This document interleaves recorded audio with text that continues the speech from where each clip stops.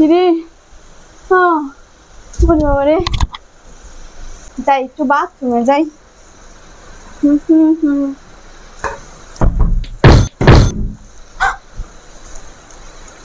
কি রে, হঠাৎ করে কিরা বাড়ি মারলো? না, মনে হয় আমার মনের ভুল।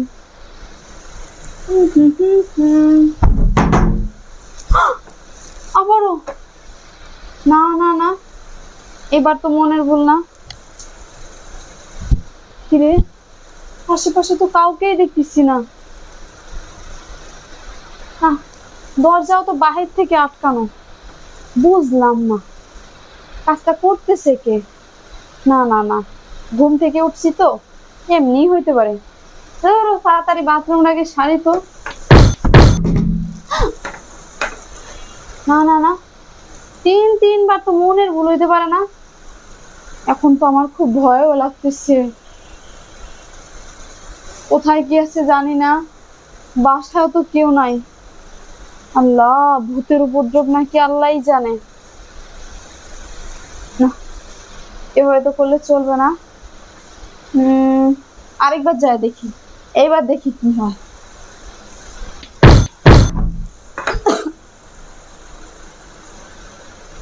আটকানোর সাথেই বাড়ি।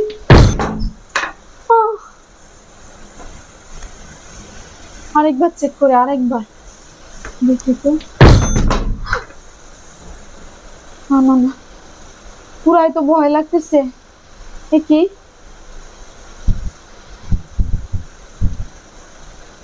কেউ কি আসো? না, ভূত প্রেত না, মানুষ নাকি? এ কি, এই দরজা আটকালে এরকম লাগতেছে। দেখি, না না, এই দরজা তো না। এবার আমি এটা একটু আটকাই দেখি তো। আবারও শব্দ, কোথা থেকে আসতেছে? আল্লাহ, আমার তো ভয় লাগতেছে।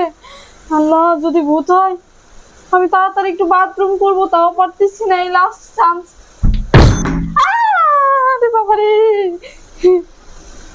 আমি তো কিছুই বুঝতেছি না। এদিকে বাথরুমেও চাপ দিচ্ছে, আবার যাইতেও পারতেছি না।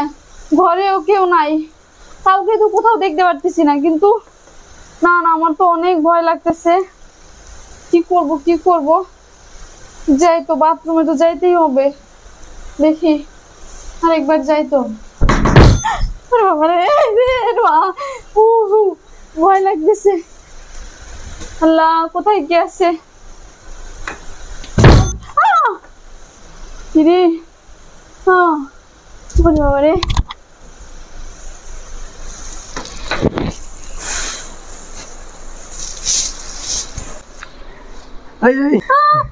তুমি জানো বাসায় ভূত ছিল? তুমি কোথায় ছিলা? কোথা থেকে আসলো?